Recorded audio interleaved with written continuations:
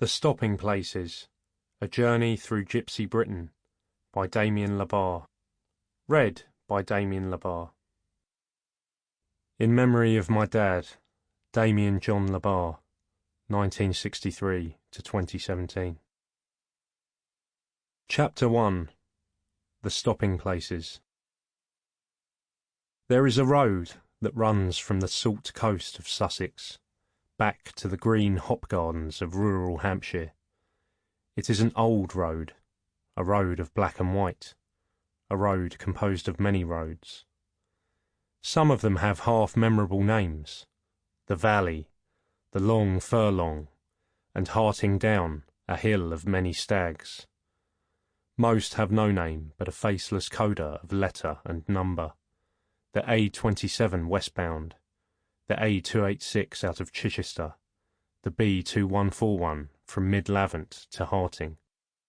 But in me, all these disparate roads add up to just one: the road from the world I grew up in to the world of wagons and tents that passed in the decades before I was born. It was a road we took twice a week throughout my childhood, from the yard where we lived to a cobbled old market town called Petersfield. We had a pitch there, a spot on the main square where 4 generations of my family would take turns to stand out in all seasons and sell bunches of flowers. We made the journey in a growling old white Ford Transit van, lined with rattling plywood and heavily laden with flowers. There were boxes of daffodils packed squeaky tight, tall green buckets of chrysanthemums, yellow and copper and pink, stargazer lilies that burst into purple and white, streaked with orange. There were little black buckets of freesias, their buds like fruit humbug sweets, sucked to a tiny bright core. Spray carnations, the white ones frill-edged with light red, yellow ones tinged with peach. Ferns in dark greens jostled against the million tiny white stars of Gypsophila. In one corner of the van were stashed the less interesting tools of the trade: cellophane, secateurs, reams of tissue-thin wrapping paper in pale pastel shades, and boxes of tape and elastic bands to hold all our arrangements together. And I learned the jargon and abbreviations of the trade: the long, plummy, tongue-twister names of flowers truncated to working-class forms: spray cars, daffs, sprig of gyp, pinks, chrysanths, and stocks. And occasionally we'd use our own words when we didn't want customers listening.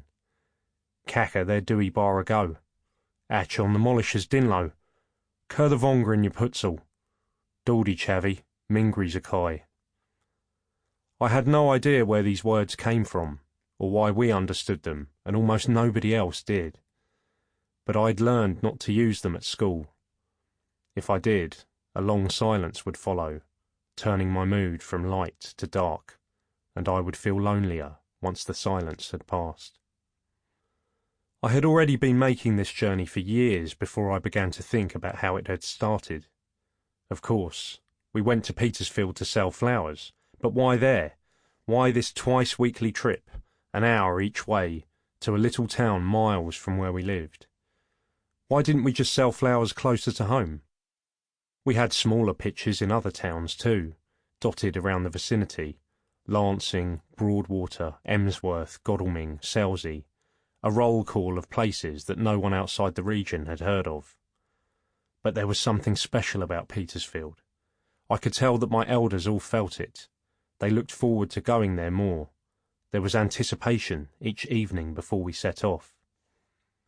On the way, my elders would point and nod at empty spaces by the sides of the road, flat areas on verges and slightly raised banks, vacant pull-ins and lay-bys, and make comments as if things were there, things that I couldn't see.